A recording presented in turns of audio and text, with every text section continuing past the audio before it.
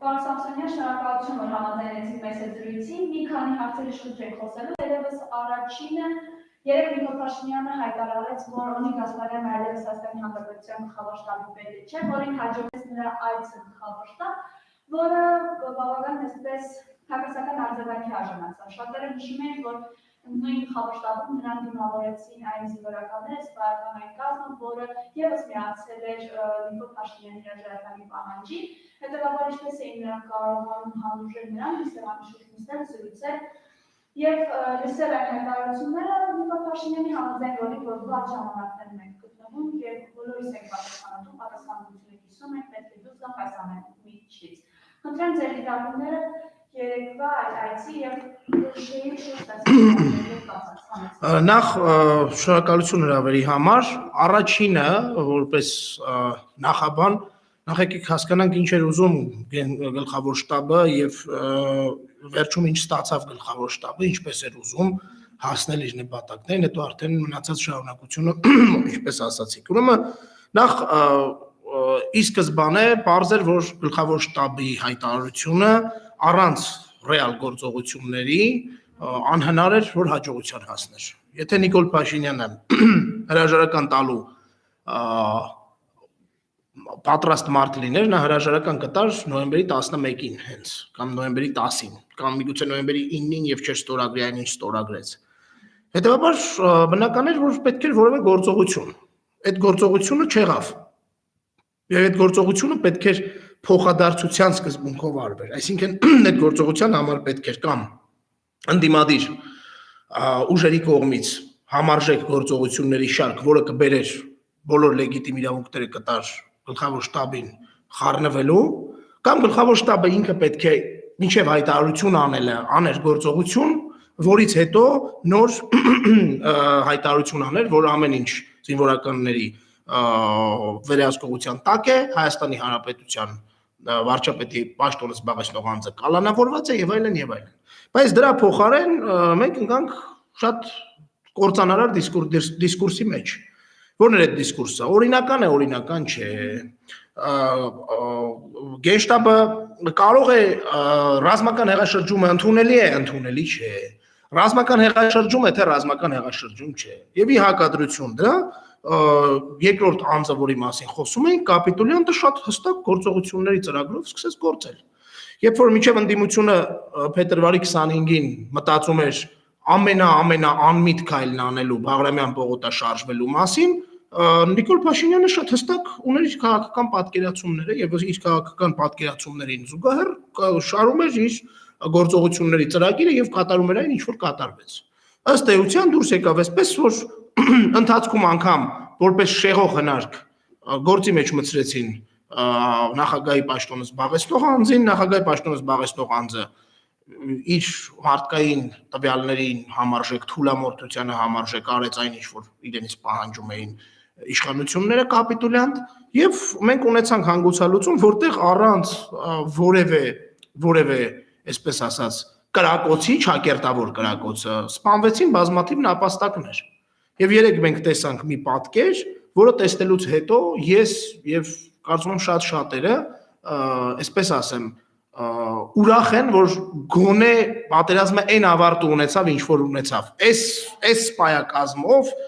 պատերազմի ավարտը կարող էր ավելի վատը լիներ։ Հասկանում եք, դուք ազգի պետական դավաճանին ընդունում են ոտնկայս։ Սա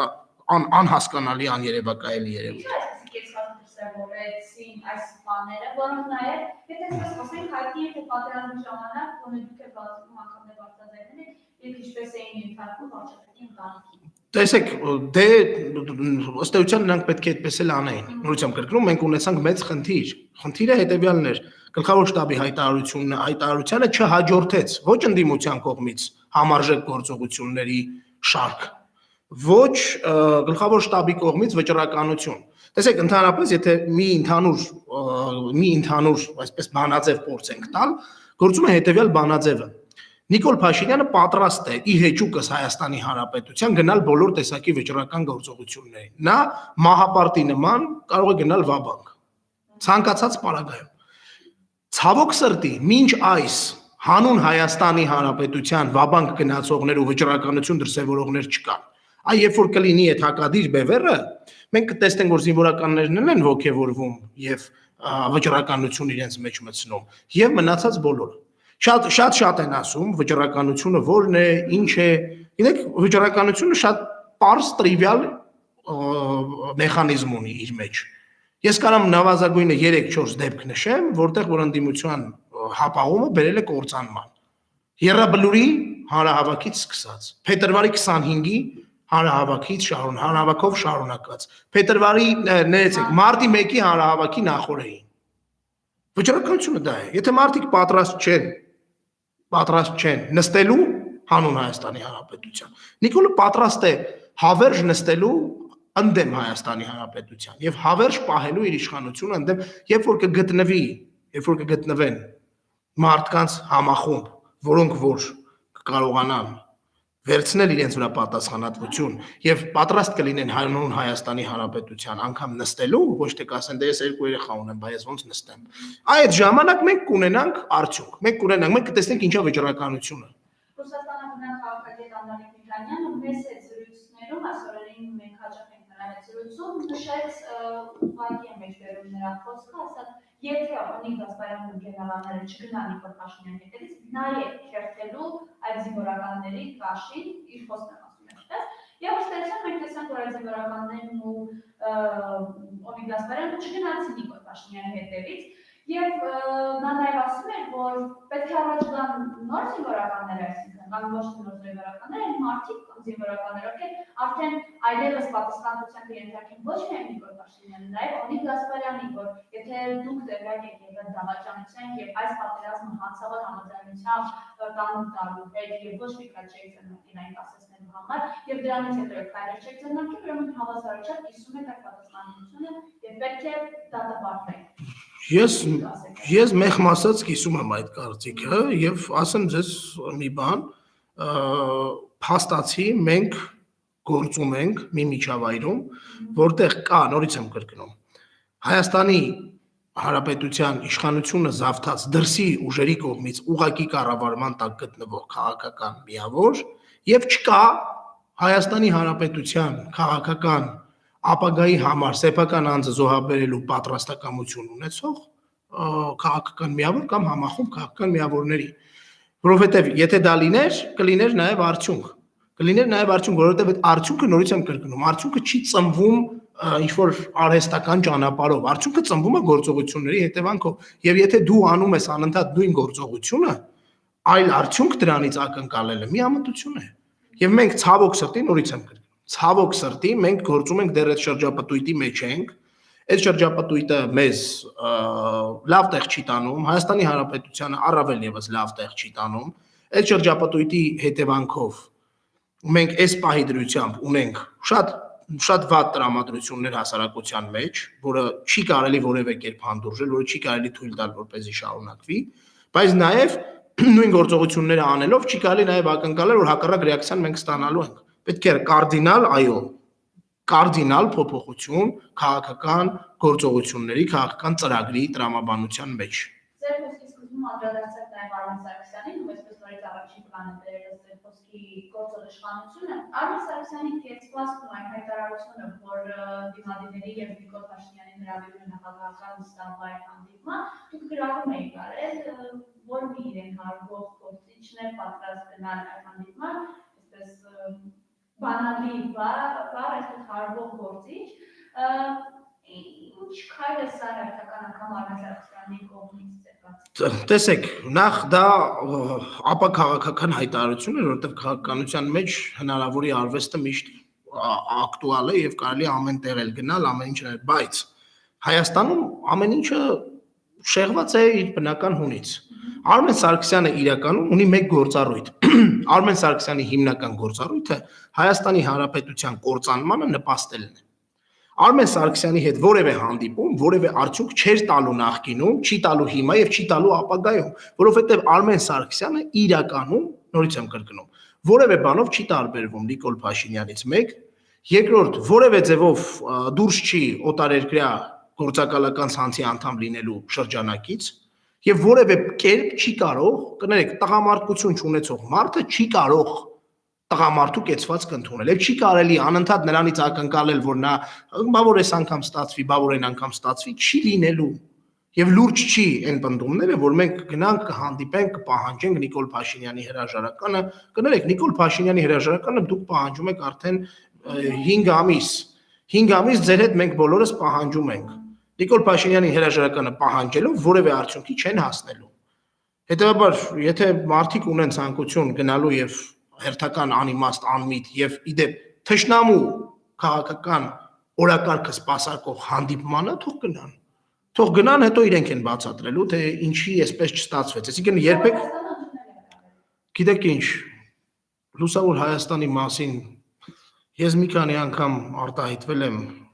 եւ ասել եմ, որ կամ լավն են ասում հանգուցյալի հետևից, կամ ոչինչ։ Ես նորից կզսպվեմ քաղաքական առումով եւ չեմ ասի ոչինչ, որովհետեւ ես չեմ պատրաստվում լավը ասել մահացած ուժի մասին։ Լուսավոր Հայաստանը ով է, կներեք էլի։ Լուրջ էլի, մի հատ ինձ կասեք Հայաստանի Հանրապետությունում քանի քաղաքացի, դե իմ քայլն էլ է խորհրդարանական ուժ։ Քանի քաղաքացի է սպասարկում այդ մարդկանց քաղաքական օրակարգը, ովքեր են, բացի իրենց ընտանիքներից, իրենց բարեկամներից եւ իրենց ովքեր են իրենք։ Իրենք լուրջ չեն էլ կարող լինել,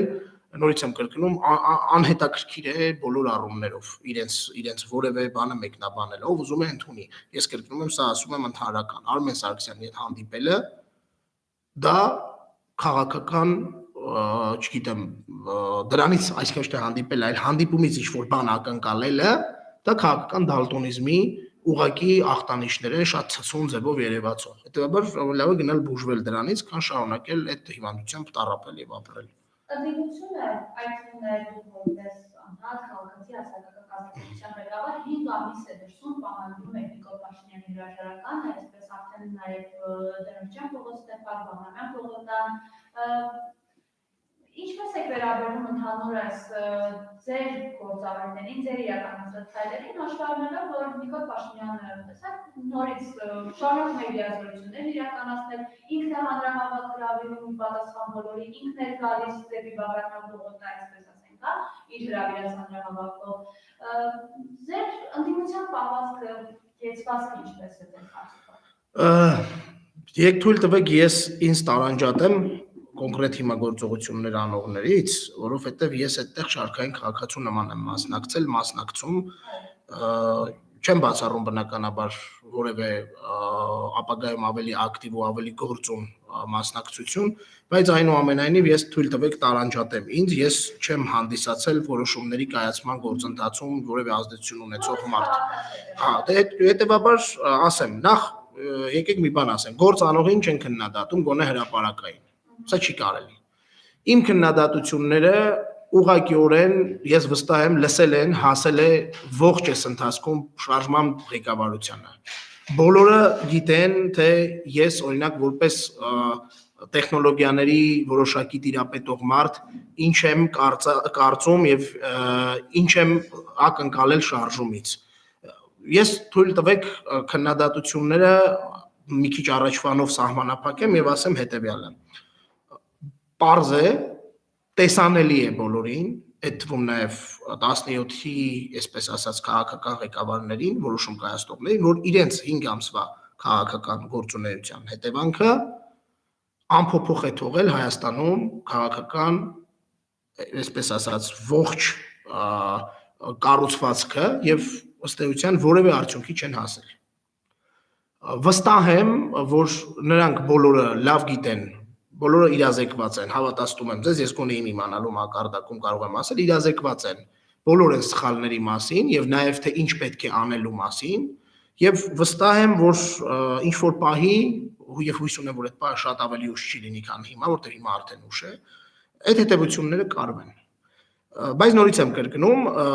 այդ սխալները, որոնք եղել են եւ ակնհայտ են, որ եղել են, այսպես ասեմ, այդ սխալները հանգեցրել են նրան, որ Նիկոլ Փաշինյանը դեռ վարչապետ է։ Երբ որ մարդը վերցնում է մի գործ, որ անի եւ ասպես այս գործի արդյունքը ունենալու եմ, սա նա պետք է դա ապահովի։ Բայց դա չի նշանակում, որ համատարած հուսահատություն պետք է տարածել դաշտում եւ համատարած հուսահատության ֆոնի վրա այդ հուսահատությունը ծառայեցնել Նիկոլ Փաշինյանի շահերին։ Պարզ ձեզ ասեմ, այս 17-ի ֆորմատը լավը չի լինի, կլինի մեկ ուրիշ ֆորմատ։ 17-ը չի կարողանա հաջողել այս գործիքակազմով։ Քաղաքացիները կստիպեն, որպեսզի 17-ը ստանա, վերցնի եւ օգտագործի այն գործիքակազմը, որը կբերի ավելի արդյունավետ քաղաքական հետևանքներ։ Չի լինի դա էլ այդպես չի լինի։ Ժողովուրդը ինքն իրենով կփորձի ինքնակազմակերպել, դրսում կծնվեն նոր առաջնորդներ, սա պարզ է։ Այս ֆորմատը, որը որ կա, ըստ էության անարդյունավետ ֆորմատ է եւ իմ կարծիքով այս ֆորմատի փոփոխությունն էլ վաղը մյուսօրը դառնալու հրամայական։ Չի կարելի սպասել։ Որովհետեւ մենք ըստ էության պետական պետություն ենք։ Իհարկե, չի կարելի սպասել, դրա համար եմ ասում, իմ ասածը ես որ ասում եմ հետևություններ կանեն, փոխվի ֆորմատը, միգուցե չգիտեմ, դա ժամերի, օրերի անգամ ժամերի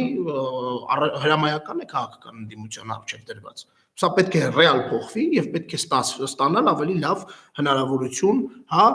ստեղծել ավելի լավ հնարավորություն իրավիճակը փոխելու համար։ Նորից եմ կրկնում, կա Հայաստանում հստակ մի իրավիճակ։ Հայաստանում մենք գիտենք կա մի մարդ, որը հանուն Հայաստանի Հանրապետության կործանման պատրաստ է գնալ ամենավճռական գործողությունների։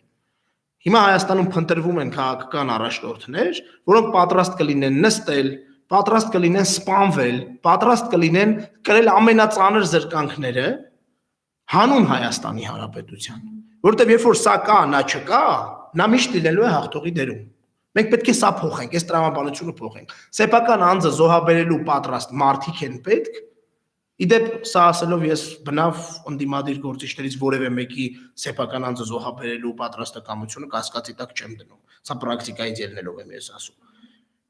Եվ այդ գործողությունների արդյունքում մենք կունենանք այն իրական արդյունքը, որը որ կա։ Այսինքն այն ինչ որ հիմա է, դրա պատճառը նախկինում ողջ այս շարքն է, որը գործողություններն եղել են։ Բայց ես չեմ պատրաստվում, նորից եմ կրկնում, այս մարդկանց հալածել, այս մարդկանց քննադատել, ուրախանալ, առավել եւս կան անգամ չարախնդացողներ դաշտում, տեսակ որ ասում են, եւ դրանից Հայաստանի Հանրապետությունը ստանում է արդյունք, ենթադրենք ես ինձ հիմա դնեմ ու ընդդիմադիր բոլոր մարդկանց այդ առաջնորդներին հատ առ հատ քննադատեմ, հավատացնում եմ դրա համար ունեմ 10-ից ավել ամեն մեկի վրա պատճառ։ Դրանով ես որևէ օգուտ տալու եմ գործին։ Հուսահատությունը տարածենք, հուսահատություն տարածելը, սա ես ամենայն պատասխանատվությամբ հայտարարում եմ։ Բխում է բացառապես Իլհամ Ալիևի, Ռեջեփ Թայիփ Էրդողանի, Mi6-ի եւ իրենց այստեղի աշխատող Նիկոլ Փաշինյանի շահերից։ Ովքեր որ հուսահատություն են տարածում, ովքեր չարախնդում են, իրենք Ալիևի, Էրդողանի ու Նիկոլի քաղաքական գիծն են տանում առաջ։ Չի կարելի քաղաքական իրավիճակը մանիպուլացնելու հետևանքով հիմար թեզեր հորինել, ասել պետքա Նիկոլին մենակ խփել, ու այդ խփելը չգիտեմ, որ ասում են պետքա խփել, հա, ով է խփելու, շատ հետաքրքիր բան է, ասել պետքա այս անել, պետքա այն անել, ու վերջում էլ ասել, բա որ ասում ենք, բա որ սա չի լինում այդպես։ Սա քաղաքական հանցագործություն է ընդդեմ Հայաստանի Հանրապետության։ Հետևաբար, որևէ ավելորդ բան չասելով հայրենիքի փրկության շարժման առաջնորդների քաղաքական գործիքակազմի անարդյունավետ գործիքակազմի մասին, հույս ունեմ, որ շատ շուտով այդ գործիքակազմը պետք է փոխել եւ մենք տեսանք մի շատ կարեւոր բան, հստակ, կոնկրետ հանրության աջակցություն կա այդ քաղաքական օրակարգի շուրջ։ Ես դες ասեմ, այդ մարդիկ չեն գալիս լսեն այդ առաջնորդներին։ Այն ելույթները, որոնք որ ունենում են մարդիկ, իդեպ այս քանի օր է արդեն այդ ելույթները, չգիտեմ, ես արդեն մեկ-մեկ երազումս եմ տենում ոմանց ելույթ ունենալիս, էլի, ու հետո վախեցածվել եմ դռնում, որտեվ իրականում իմ մոտ աբանա ստեղծվել, վախ է ստեղծվել այդ ելույթների նկատմամբ, էլի, այդքան չեն խոսում եւ այլն եւ այլն։ Դա չեն գալի այդ ժողովրդի այդ ելույթները լսելու։ Այդ ժողովուրդը չեն գալիս լսելու, թե հիմա ինչ կարելի է Նիկոլին կպցնել, չէ։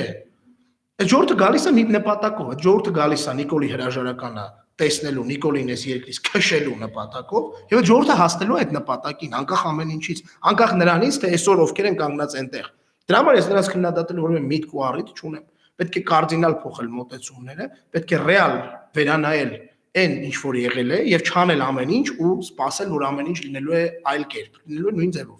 Հետեւաբար ես խնդրում եմ մեր հայրենակիցներին, բոլորին, ովքեր որ այս ընթացքում եղել են այնտեղ, շատ օբյեկտիվ պատճառներով հիասթափվել են տեղի ունեցող գործողություններից կամ տեղի չունեցող գործողություններ, դե գործողություն չկա։ Այս ողջ շարժման ընթացքում Մարիամ ջան, եկեք ֆիքսենք, սա էլ ֆիքսենք, երկու գործողություն է տեղի ունեցել, ընդամենը։ Այս 20 փետրվարի 25-ից մինչ օրս տեղի ունեցել երկու գործողություն Բաղրամյան փողոցում։ Գործողություն համար 1 Մալյան Նարեկի կազմակերպած ֆուտուրիստական միջոցառումներ, որը զարմանալիորեն եւ շատ զավեշտալիորեն քննադատվեց անգամ շարժման ղեկավարների կողմից, եւ երկրորդը այն օրը Վազգեն Մանուկյանի ասաց փակում ենք Դեմիրճյան փողոցը։ Այս երկուսից բացի որևէ գործողություն չի տեղի ունեցել այս ընթացքում։ Եվ ես վստահ եմ, որ մարդիկ նորից եմ գնում, սիրելի քաղաքացիներ, հարգելի ընկերներ, ես ձեզ բոլորիդ հետ այս ընթացքում հնարություն եւ առիթ եմ ունեցել շփվելու, առանց հիասթափվելու։ Այո, չստացվեց, կստացվի հաջորդը։ Ավելի լավ կանենք, ավելի լավ կլինի։ Դուք բոլորդ կներգրավեք անելու գործընթացում։ Այդ վճռականությունը տեսնելու եք։ Նիկոլը Հայաստանում անելիք չունի, կապիտուլյանտը Հայաստանում անելու ոչ մի բան չունի։ Մենք վռնդելու ենք այդ տականքին ու հասնելու ենք իրական հաջողության։ Եկեք հրապարակներ, մասնակցեք հանրահավաքներին, անկախ նրանից ովքեր են անում այդ հանրահավաքը։ Ես էլ ձեզպես ասում եմ, անգամ իմ երազում մեկ-մեկ տեսնում եմ ելույթ ունենալուց որոշակի մարդկանց եւ վեր եմ թռչում քնից վախից։ Այնպես որ առանց դրա խնդրեմ։ Մենք խոսում ենք Արսեն Ղուկասյանը անհետ կորացի հարազատով վազնտակում որոնական աշխատանքների մասնակցում ուղիղ եթերում հայտարարել է հենց հիմա փակել է պաշտպանության նախարարության մուտքը բոլոր ծնողներին շտապ կանչել, այսպես կանչում է պաշտպանության նախարարությունը եւ նորից առաջին պլան են գալիս անհետ կորածների ծնողները մենք տեսանք որ օրերս այդ իշխանության ներկայացուցիչը ասում է նախորդ շաբաթ պետք է գերիների նոր խումբ գար, պարզապես ներքաղաքական իրադարձությունները ոչնչացին, այսպես կարծես ձեր ընդդիմության հասցեին ամշուտ մեղադրանք այսպես հնչեց, ինչպես է վերաբերվում այս պրոցեսներին, ի վերջո անհետ կորածների ծնողներն են, եթե գլոբալային այլևս գործներ ոչինչ չունեն եւ Ես թերևս որոշակի խմբի մասին անհետ կորած զինվորների ծնողների չխոսեմ։ Ես չեմ պատրաստվում անկեղծ լինել այդտեղ, դրա համար ավելի լավ է չխոսեմ։ Ես ասել եմ մի բան եւ պնդում եմ դա։ Այս դավաճան բիժվածքի օրոք ոչ գերիներ են վերադառնալու նորմալ, ոչ կորած զինվորների մասունքներ են հայտնաբերվելու։ Այն մարդիկ, ովքեր լինելով կամ չլինելով ծնող, գնացել են ու Նիկոլ Փաշինյանի թևի տակ մտած, դրա համար քննադատում են ընդդիմությանը, իրենք նպաստում են, որ իրենց երեխաները իրենց չհասնեն։ Ես ցավում եմ, որ կան այդպիսիք։ Իսկ մնացած բոլոր ծնողներին, բոլորին ընդհանուր, անգամ նրանց, ովքեր այսօր Նիկոլ Փաշինյանի, չգիտեմ, տեսնում եք էլի, նորից ասում չեմ ուզում խորանալ այդ թեմայի մեջ, ինձ համար անընդունելի է։ Բոլորին ես իրոք կարեկցում եմ, ցավակցում եմ եւ անգամ նրանց, որոնք չեն ուզում սա լսել, ասում եմ շատ շուտով մենք կարողանալու ենք իրենց որդիների կորելու, իրենց որդիների զոհվելու համար պատասխանատվություն կրող տականքին բերել եւ պատասխանատվության ենթարկել։ Հուսով եմ այդ ժամանակ չեն լինի ծնողներ, որոնք կգան եւ Երևան քրեակատարողական հիմնարկի դիմաց ակցիա կանեն ի պաշտպանություն իրենց երեխաների դահճի։ Այսօրին նաև Լևոն Տեր-Պետրոսյանը առաջին նախագահը երկու անգամ հայտարարության հանդես եկավ, հայտնի է ինքը բավականին երայնյաց է, շատ քիչ է խոսում, բայց խոսքի արժեքը գիտի, հա։ Երկու հայտարարություններում է կարծես բարերարություն քննադատում է գործող իշխանության Նիկոլ Փաշինյանին մշտապես ասում են, որ առաջին նախագահի օգեզավակն է եւ ձեզ զրույցից առաջ մենք խոսում էինք Արաս Ալավերդյանի հետ, որ ասաց ոչ Լևոն Տեր-Պետրոսյանը, ինչպես հայտարարեց մարտի 1-ի գիշերն հանգիստ քնել, ինքը նաեւ այս Արցախը Թուրքին հանձնելուց հետո էր բավականին հանգիստ քնել, որովհետեւ իր ծրագիրն է իրականացրել եւ այս հայտարարությունների կոնտեքստում նաեւ խոսվեց արտահայտ ընտրությունների մասին, գնալ արտահայտ ընտրությունների բացառապես համանadrության ճանապարհով։ Արտահայտ ընտրությունների գնալ գործող իշխանության հետ չի նշանակում լեգիտիմացնել այս իշխանության բոլոր քայլերը, թե պատերազմի ժամանակ եւ թե պատերազմից հետո։ Հայտարարությամբ Տեր-Պետրոսյանի, թե արտահայտ ընտրություն։ Եթե գնալ արտահայտ ընտրությունների, նախ ձեր դառնում Տեր-Պետրոսյանի երկու հայտարարությունների հետ կապված եւ այնուհետեւ արտահայտ ընտրությունների մասին։ Նախ Տեր-Պետրոսյանի մասով թույլ տվեք չհամաձայնվել, որ Նիկոլ Փաշինյանն իր հոգեզավակն է։ Ես սա ասել եմ դեռ 2018 թվականին։ Ես ասել եմ, կրկնում եմ, պնդում եմ, որ Տեր-Պետրոսյանի հոգեզավակը չէ Նիկոլ Փաշինյանը։ Միգուցե Նիկոլ Փաշինյանի քաղաքական ծնունդի համար Տեր-Պետրոսյանը ունի պատասխանատվություն, բայց Տեր-Պետրոսյանի հոգեզավակը չի եւ չի կարող լինել։ Նիկոլ Փաշինյանը ատում է Լևոն Տեր-Պետրոսյանին։ Ինչպես Լևոն Տեր-Պետրոսյանն է ատում Նիկոլ Փաշինյանին եւ իր հայտարարությունների մեջ ծևով սպիտակինը վրա կարմիր գծով անցնում է այդ ատելությունը։ Մեծամտություն, գավառական մեծամտություն, խայտարակ պարտություն, այսինքն Նիկոլ Փաշինյանն ու Լևոն Տեր-Պետրոսյանը միգուցե քաղաքական առումով Նիկոլը ծնվել է Լևոն Տեր-Պետրոսյանի շնորհիվ, բայց որպես քաղաքական, այսպես ասած, գործունեության շարունակող կամ ժառանգորդ, այդպես չի կարելի դիտարկել, դա մոլորություն է, ես դա ասել եմ եւ կասեմ։ Տեր-Պետրոսյանը ընդամենը, ասեմ ձեզ, ինքը վայելում է իր քաղաքական, քաղաքագիտական, բարձր մասնագիտական ունակություններով հրաշալի տեքստեր գրելու արվեստը։ Ինքը ուղղակի հաճույք է ստանում իր գրած տեքստերից, իր գրած տեքստերի տողատակերում արկա բազմաթիվ հատորներից, եւ ես նորմալ եմ համարում, բացի այդ եկեք մի բան էլ ֆիքսենք, Տեր-Պետրոսյանը ունի մի քիչ ակնհայտ երևացող սկզբունքայնության ցուցադրության փորձեր, որոնք ցավոք սրտի 2008 թվականին մանվել գոռալուց հետո բնավ չեն հիմնավորվում այս անգամ ռազմական հեղաշրջման մասին բացասական խոսելով, էլի, բայց եկեք Տեր-Պետրոսյանին այս առումով հանգիստ թողնենք, ես համարում եմ, որ այնուամենայնիվ վստահ եմ, որ եթե նա լիներ Նիկոլ Փաշինյանի փոխարեն, մենք չէինք ունենալու այն, ինչ ունենք հիմա։ Այնպես որ վստահ եմ ավելի լավ վիճակ էինք ունենալու։ Վստահ եմ, ասում եմ ձեզ, սա ամենայն պատասխանատվությամբ։ Անգամ Տեր-Պետրոսյանի ցանկացած քաղաքական պլանով բացառում եմ ես նմանատիպ կապիտուլյացիայի ենթարկվելու հեռանկար, որը մենք ունենք հիմա։ Այն ժամանակ Լևոնի դեպքում դա չէր լինելու։ Սա այսպես, հիմա արտահերտ ընտրությունները շատ կարևոր մաս է, իդեպ սրա մասին էլ շատ խոսում, անգամ կան ուժեր, որոնք հայտարարում են, որ մասնակցելու են պատրաստականություն։ Ուրեմն ես ասեմ, քաղաքական առումով, իմ քաղաքական պատկերացումների առումով, այս ամբողջի հանգուցալուծման միակ ճանապարհը արտահերտ ընտրություններն են։ Արտահերտ ընտրություններ եթե չլինեն, Հայաստանը չի գալու ուշքի։ Բայց ինչպիսի արտահերտ ընտրություններ։ Ով է այդ արտահերտ ընտրությունների կազմակերպմամբ զբաղվելու։ Եթե Նիկոլ Փաշինյանի կողմից կազմակերպվող արտահերտ ընտրությունների մասին ենք մենք խոսում, մենք պետք է նկատի ունենք մի քանի կարևոր հանգամանք։ Նախ, այս մարդը հայրենիքի դավաճանության ուղղակի պրակտիկ դրսևորումներով բոլորս տեսել ենք ինչեր է արել։ 44 օր ստել է։ Մենք տեսանք իր հանրահավաքը, թե ինչպես էր անում։ Հիշում եք, ինչ վարչական ռեսուրսեր գեներացրել այդ մարդը։ Մենք հիշում ենք ինչ ճնշումների, անգամ մի դպրոց կա, գիտեք, չէ, Աբովյանում, ես անընդհատ աչքի տակով տեսնում եմ դա, անգամ այդ մի դպրոցի վրա վարչական լծակ կիրառելու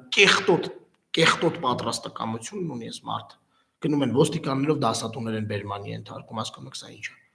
Մարդ, որը որ ավտոբուսներով այդ աստիճանի բաներ գեներացնում, նա ոնց կարա ընտրություններ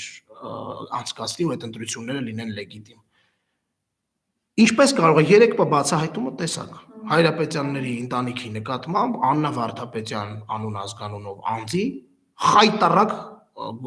հրահանգավորումները, գործողությունները, մեղադրանք առաջադրելու ինչ-որ տենց բուրըն ցանկությունը, բանկային գաղտնիքի հրապարակման այդ նպաստելը, ստանալը, դուք հասկանում եք, մենք ինչի այդ գործում ենք։ Այսինքն հիմա Ռաֆիկ Հայրապետյանին կարային անգամ, չգիտեմ, առաջադրեին, օրինակ Գրենլանդիայում մեծ պայթյուն առաջացնելու նպատակ, ասենք շնորհիվ պայթյուն կազմակերպելու կամ չգիտեմ, նախկինում դինոզավրերի զոհվելու մեղավոր լինելու ինչ-որ մի բան, որտեվ Աննա Վարդապետյանը նստած Նիկոլ Փաշինյանի կողքից հրահանգավորում է քննիչներին։ Մենք այս խայտարակ քաղաքական իրավիճակում մենք ինչ վստահությամբ ենք գնում ընտրությունների։ Այսինքն մենք ուր ենք տանում Նիկոլ Փաշինյանի կազմակերպած արտահերտ ընտրությունները, ինչպիսին են լինելու, ինչպիսին Աննա Վարդապետյանը աշխատում է մարդկանց վրա ապօրինի քրեական գործեր կարելու հրահանգներ տալով, մեղադրանքներ խմբագրելով, մեղադրանքներ առաջադրելով։ Ինչպես բաս ոյաժ ավտոբուսներով մարդկանց ծեծելով համարյա բերում են հրապարակներ։ Այնպես ինչպես 44 օր արծրունի նման մեկի միջոցով հաղթում ենք պատերազմը, վերջում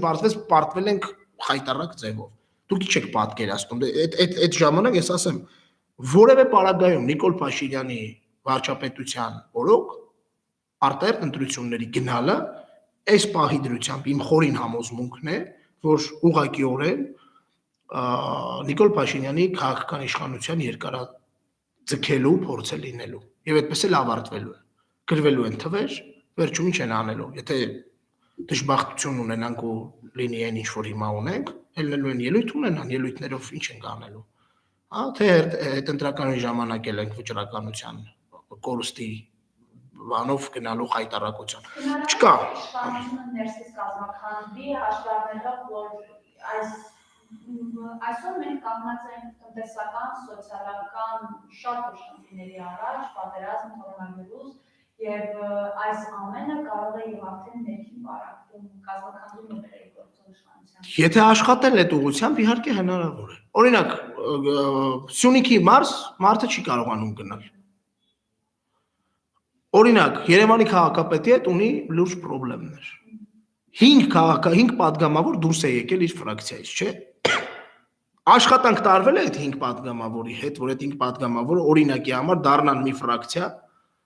եւ իրենց մոտ կբերեն մնացածին, ովքեր որ պատրաստ կլինեն դեմ ունենալ։ Աշխատանք տարվել է դրա համար, միգուցե դրա համար էլ է պետք երկար ելույթներ ունենալ։ Այդ ելույթներով միգուցե կարելի է փորձել այդ պատգամավորներին էլ բերել այս կողմ, այսինքն հասկանում եք ոնց կազմակերպելու համար պետք է աշխատանք տանել։ Աշխատանքը գործողություններով է նաև հիմնավորվում։ Իսկ արտահերտ ընտրությունների գնալ Նիկոլ Փաշինյանի ղեկավարությամբ դա մեծ հանցագործություն է Հայաստանի Հանրապետության նկատմամբ։ Իմ խորին համոզմունքն է, կամ էլ, ասեմ ձեզ, պետք է Նիկոլ Փաշինյանը լինի օրինակ վարչապետ, ոստիկանապետը լինի ինդիմության կողմից նշանակված քաղաքական կամ ոչ քաղաքական համապատասխան գեներալ, ԱԱԾ-ի պետ սրան էս ֆեյք բռնողին պետք է հանել, դնել մարդու, որը իրականում կկարողանա ԱԱԾ-ի գործառույթներն իրականացնել, հա։ Պաշտպանության նախարարությունում գենշտաբում պետք է մնա մարդ, որը որ կկարողանա բանակի քվեները վերահսկել, որ Նիկոլ Փաշինյանը չգնա ու բանակի քվեները Անդրանիկ Քոչյանի միջոցով մցնի իր գրպանը։